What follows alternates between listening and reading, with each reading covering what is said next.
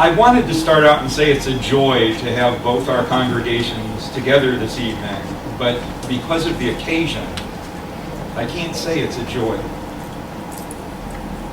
I can say that it touches my heart, as I know it touches Rabbi Winter's heart and Cantor Sherman's heart, to have us together to honor a memory, to honor many memories, and more importantly, to remember to honor those survivors who are still with us.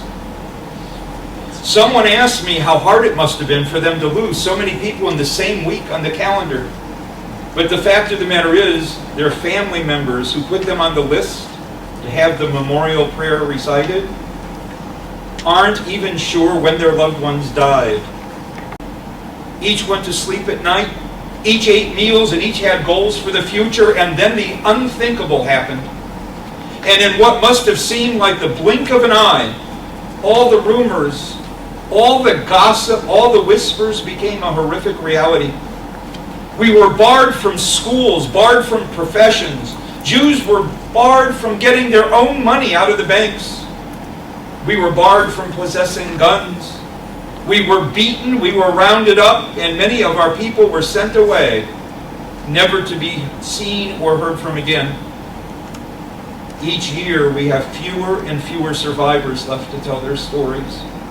Each year we have more and more people in the world who deny that the Holocaust ever took place. Each year our enemies who used to complain that we Jews kept bringing up the Holocaust now use that very term as well as genocide against us. And our survivors call out, don't just remember the past, learn from it.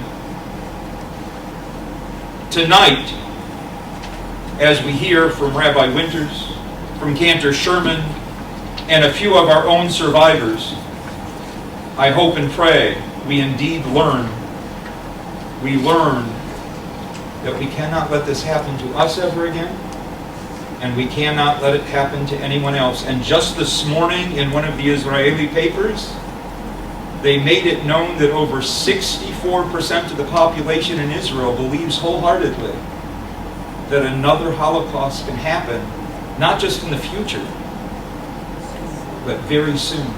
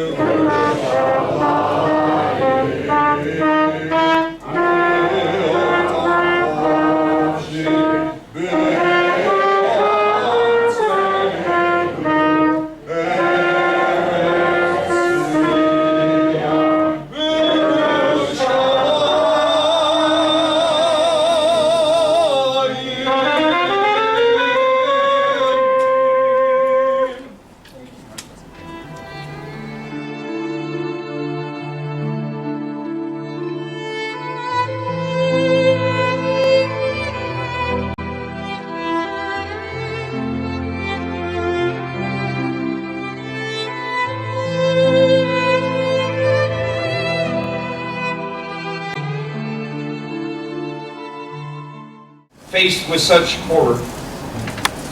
But we still are blessed to have among us today some of those who were there, a few who are still able to remember and share their stories. Many people are trying to figure out how we will honor their memories when they are no longer with us. But so much time and energy has been spent trying to figure out how to honor their memories that we've forgotten to honor them right here, right now. We have spent so much time saying never again that we have often ignored the survivors here among us. And with great pleasure, Rabbi Winters.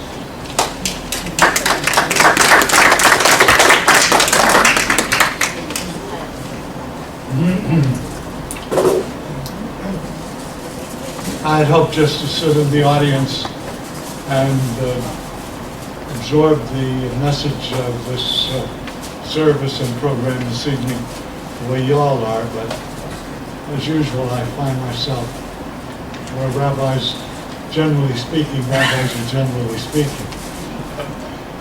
And this is, I think, the 28th time that I've participated in the Holocaust program somewhere in the village. We had so many, we had quite a few in the big auditorium in the shul here, and in the party room, and the theater, and the club, and elsewhere. But this will be my last shot, so I just want to share a few thoughts with you that,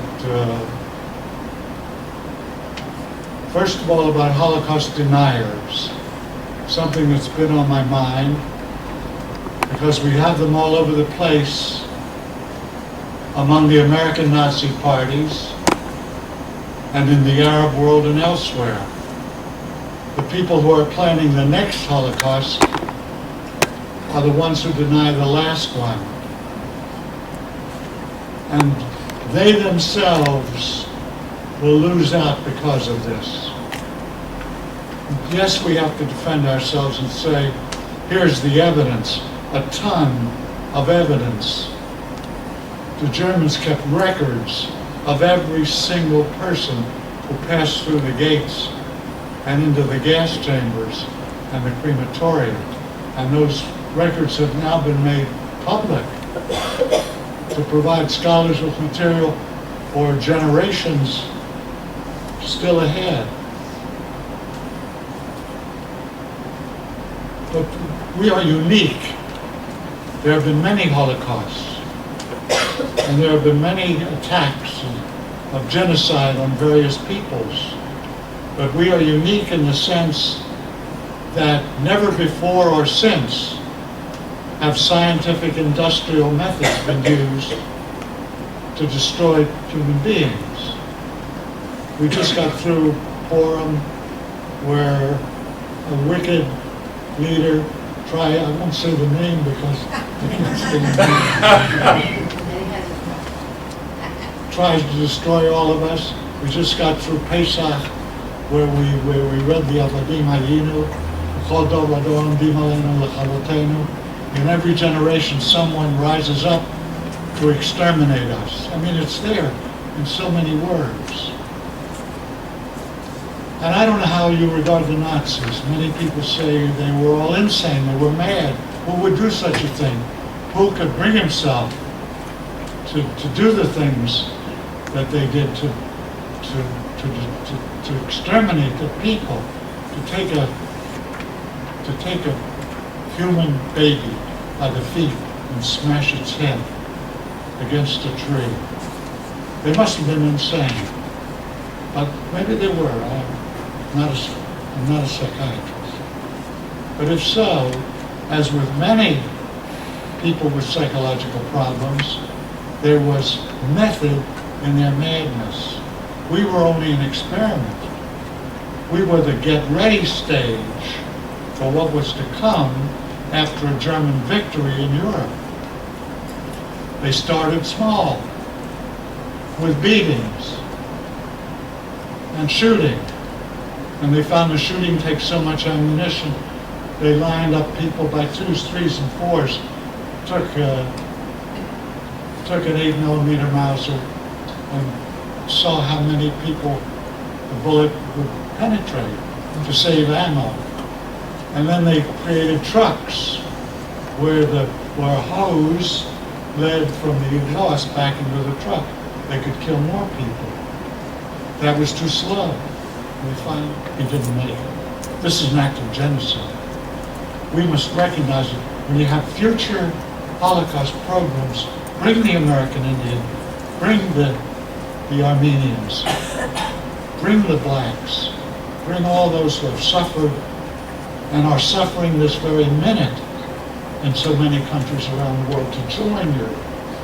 You'll be 4,000, not 40. This ought to be the planning, the program planning for the future. I hope these words have meaning to you, and that with me you can say, when we say never again, we mean never again for everybody. Amen. Amen. My name is Herman Helen.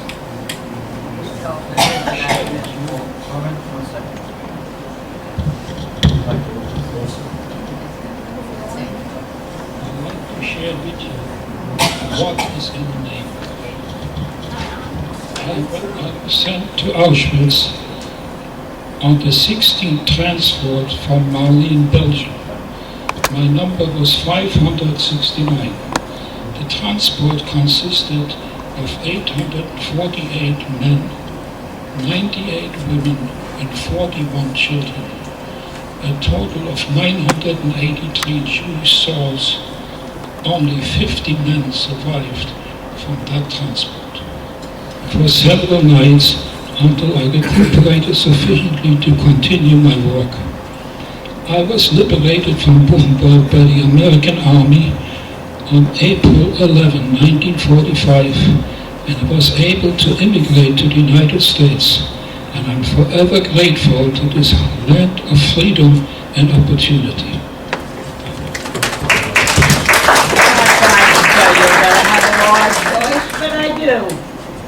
That's okay. You know my name. 57 years married to a Holocaust survivor named Avlon Baruch Gladi, whose mother was a woman, a true woman of valor, and raised her children with courage and the feeling they must continue and never give up. And I will tell you the story as my husband told me. My name is Abraham Blady, survivor with the number 2088 tattooed on my left arm. My father Yitzhak was a shoemaker who had a small shop in Warsaw Ghetto in Poland. My mother Miriam, he had 5 children, a girl, 4 boys. Herschel was younger than I. Jaime was 7 years older. There was an older brother and a sister, both married with families of their own, living on the border of the city. When my father passed away, my mother was left with 3 boys to raise by herself. My brother Jaime, starting at an early age, had learned to be a shoemaker from our father. Mother would get up at 5 in the morning to prepare everything for Shabbos. At 8, she would go downstairs to open the little shop from which she eked out a meager livelihood. She had instilled in each of us the quality of persisting against all odds. She was truly a woman of valor. In 1939, the Nazis began invading Poland, and the bombing of Warsaw began. Mother would go out after each bombing to see how many of the extended family might have been wounded or killed. It soon became apparent that we would have to leave Warsaw. Wonderful mother that I had never met. I know I have many stories, but these were the important to me. Thank you for listening.